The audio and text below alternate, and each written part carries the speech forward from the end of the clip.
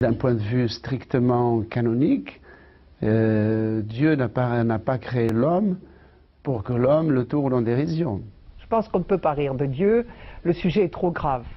Et je n'ai jamais, ça fait quand même beaucoup d'années que je lis la Bible, je ne vois pas quel texte je pourrais invoquer pour dire qu'on rit de Dieu, non, au contraire. Les prophètes ont souvent pris la parole dans des périodes très très lourdes, très dures.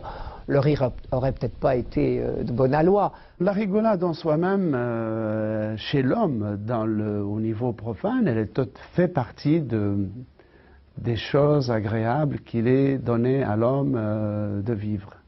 En revanche, ce qui est très mal vu et sévèrement condamné, c'est le rire comme moquerie, comme ricanement.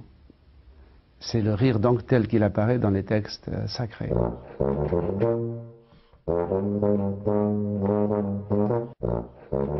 On pourrait dire que le peuple juif a créé son humour, qui est l'humour juif. L'humour juif qui est un humour de la dérision, mais de la dérision de soi-même.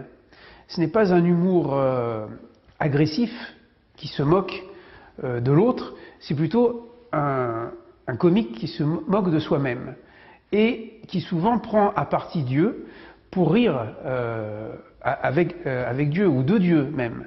Hein. Par exemple, on dit la plus petite blague juive, c'est que Dieu soit loué, mais pas trop cher. Donc, mais on se permet ce genre de blague parce qu'on joue sur les mots et c'est pas irrévérencieux du point de vue de Dieu de dire cela. Le prophète rigolait, mais encore une fois, et pas le fou rire tel que nous le connaissons. Il rigolait d'un bon mot, d'une situation cocasse, qui était amusante. Le prophète n'était pas quelqu'un de triste ou de particulièrement ombrageux. C'est le paradoxe, mais voilà, le judaïsme vit dans le paradoxe. C'est à la fois sérieux, et puis en même temps, il y a de l'humour.